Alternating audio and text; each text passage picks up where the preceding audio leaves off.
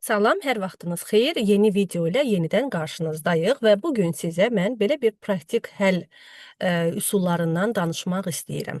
Deməli, hər birimiz yəqin ki, tarixlərlə bağlı olan bir məlumatlarla qarşılaşmışıq. E, Bugünkü videoda nədən danışacağıq? Təsəvvür eləyək ki, belə bir tarixlərdən ibarət sütunumuz var. Biz digər bir sütunda ayın adını görmək istəyirik. Deyək ki, bu tarix yanvar ayıdır və yaxud burada may ayı qeyd olunub və s. Mən həmin sütunda, yanaşı sütunda orada ayın adını görmək istəyirəm. Və bununla bağlı mən sizə 6 metodu izah edəcəm. Hər biri fərqli-fərqli kombinasiyalardan, funksiyalardan ibarətdir. Deməli, ən sadəsi sadəcə olaraq bildiyimiz mans formulasıdır. Mans yazırıq və xanaya deməli, keçid edirik. Enter düyməsini bastığımız vaxtda sadəcə olaraq həmin xanadakı, tarix yazılan xanadakı ayın rəqəm olaraq görüntüsünü verir. Yəni 5 may ayı deməkdir bu formada. Elə bir nümunə ola bilər ki, sizə rəqəm yox, ayın adı özü lazım olsun. Digər bir üsul bunu tekst formulası vasitəsilə etməkdir. Baxın, belə bir tekst formulası var. Formula açan kimi value istəyir bizdən. Value artıq xanadır. Xanaya keçid edirik. Vergül. Və burada artıq onun formatını tələb edir. Bizim deməli xanamız hansı formatda olsun. Bu biraz custom formata yaxın olan bir məsələdir.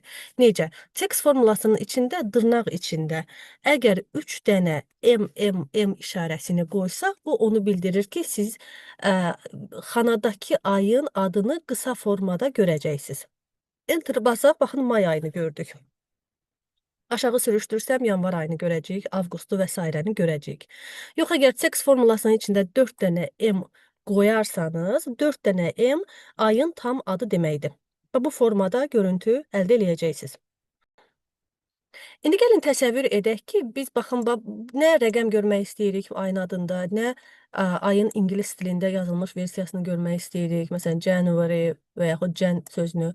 Mənə sadəcə olaraq Azərbaycan dilində olan ayların adı lazımdır. Qısa olsun, uzun olsun, fərqi yoxdur. Bu zaman, baxın, 4 dənə belə bir metoddan istifadə edə bilərsiniz. Bunu yeri gəlmişkən adlarını bu şəkildə qeyd eləyəcəm ki, biz hansı formuladan istifadə etdik. Növbəti üçüncü metodumuz choose formulasıdır. Choose formulası və ondan sonraki metodların yazılışı uzun olduğundan mən sadəcə burada hazır versiyalarını qoymuşam və nümunə üzərindən izah edəcəm. Gəlin baxaq görək choose formulası necə işləyir. Burada baxın, formulaya keçid eləyəndə choose formulasından sonra biz index number yazmalıyıq. Yəni, hansı rəqəm olmalıdır? Choose seçim etmək deməkdir. Hansı rəqəmə uyğun seçim eləmək lazımdır? Həmin rəqəmə əldə eləmək üçün biz mütləq şəkildə formuladan sonra mans formulasını qoymalıyıq ki, alınan, baxın, bu tarixdən bir rəqəm əmələ gəlir. Məsələn, bu hal-hazırda 1-ci ay deməkdir. Deməli, bu formulanın cavabı 1-dir. Və mən artıq seçim verirəm ki, əgər sən bu mans formulasının cavabına əsasən 1 görürsənsə, baxın 1, o zaman 1-ci yerdə yanvar ayı dayanır. Yox, əgər bu formulanın cavabı 2 olarsa, o artıq funksiyanı ikinci seçimdən davam elətdirir. Yəni, ikinci yerdə mən artıq fevralı yazmışam. Formulanın nəticəsi 3 olarsa, get bunu mart ayı ilə belə əlaqələndir. 4 görərsənsə, aprel ayı ilə və s. Və bu formada məntiqi belə qoyuruq. Mansın cavabından, mans formulasının cavabından asılı olaraq mən seçimlərimi deyirəm ki, 1-ci yerdə budur, 2-ci nömrəyə bu uyğun gəlir, 3-cü nömrəyə bu uyğun gəlir, ta 12 rəqəmi görənə kimi bu formada. Və hər dəfədə dırnaq içində sizə lazım olan ayların adını qeyd eləyə bilərsiniz. Belə formada yazılış əgər sizə uzun gəlirsə, sıxıcı gəlirsə, yanvardan dekabra qədər olan ayların adını hər hansısa bir Excel-in bir hissəsində alt-alta yaza bilərsiniz siyahı şəklində və həmin sadəcə xanalara istinad edə bilərsiniz. Yəni, bu yazdığınızın əvəzinə gedib həmin xananı seçə bilərsiniz. Choose formulası Excel-in istənilən versiyasında rahat şəkildə işləyir. Həm nisbətən köhnə versiyalarında, həm yeni versiyalarında istifadə edə bilərsiniz. Gəlin baxaq görək dördüncü metod hansı metoddur? Bu artıq daha yeni olan switch formulasından ibarətdir. Mən xatırlayıram, belə bir təcrübəm olmuşdu ki, bu nümunə əsasında switch formulası ilə bir həll yolu vermişdim. Ancaq həmin şəxsdə switch formulası işləmədi, çünki o köhnə Excel versiyası istifadə edirdi. O səbəbdən biz choose formuası ilə davam etdik. Switch də təxmini choose ilə eyni məntiqdədir. Switch formulasının daxilində mən sadəcə olaraq text formulasını qeyd eləmişəm. Nə üçün? Və burada belə bir şey yazıram. Əslində bunu müxtəlif formada eləyə bilərik. Mas formulası da qoya bilərsiniz bura və yəni rəqəm əsasında da işləyə bilər. Mən hal-hazırda text formulası qoymuşam. Baxın bu. Deyirəm ki, B4 xanasında əgər və burada 3 dənə M yazmışam. B4 xanasında olan ay qısa formada yazılışı deyək ki, cən sözü əmələ gəlir hal-hazırda yanvar. Əgər yanvar sözünə bərabərdirsə, onu bizim dilimizdəki yanvar sözü ilə əvəz elə. Yox, əgər bu formulanın, yəni text formulasının cavabı feb sözünə bərabər olarsa, onda onu fevral ilə əvəz et. Və s. Və bu formada biz hardasa 24 cütdən ibarət, ya daha doğrusu 12 cüt belə deyək də, formada bir kombinasiyanı yazırıq. Digər versiya nəyi demək istəyirdim? Switch-in içində siz textin əvəzinə mans formulası qoya bilərsiniz. Mən bunu yeri gəlmişkən kopyalayım və gəlin elə əyani surətdə belə baxaq. Burada mans formulası qoya bilərsiniz. Məsələn, qeyd edək ki, mans xana, düzdürmü? Baxın, bunun cavabı bizdə alınacaq. Deyək ki, hansı aydır? 5-ci ay. Və mən burada yazıram ki, əgər sən bunun cavabını 1 görərsənsə, yanvar yaz. 2 görərsənsə, yəni mans formulasının cavabından asılıdır artıq, fevral yaz. 3 görərsənsə, mart qeyd elə. 4 görərsənsə, aprel yaz. May görərsənsə, 5 yaz və s. Mən çox davam eləmək istəmirəm. Amma biz artıq mayı seçmişik və burada mans formulasının cavabı 5 olduğuna görə bu gedir artıq görür 5 var. 5-ə də uyğun xananın içinə may sözünü qeyd eləyir. Yəni switch-lə bu formada istədiyiniz hansısa metod sizə uyğundursa yaza bilərsiniz. 5-ci metod.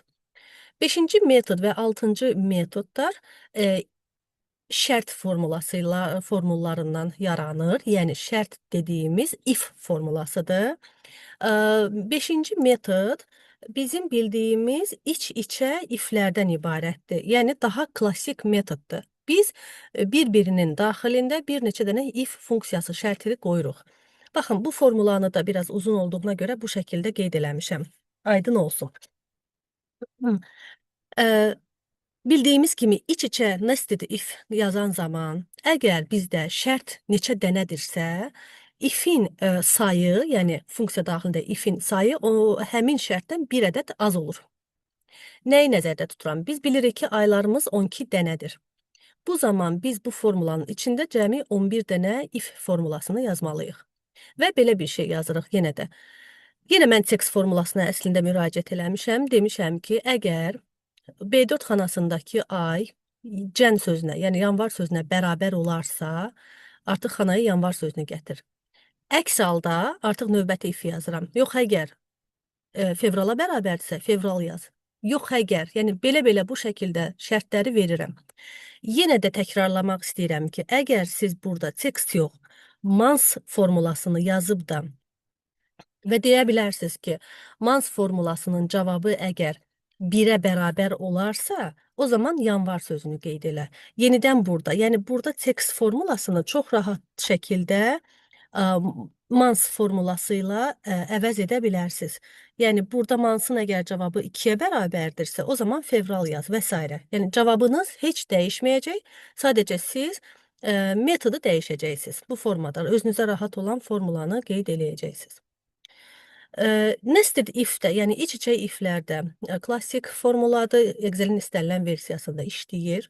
Amma işimizi daha da sadələşdirmək üçün yeni Excel istifadəçisinizsə, bu zaman nested if-ə alternativ olaraq ifs formulasından istifadə edə bilərsiniz. Baxın, ifs formulası burada qeyd olunub.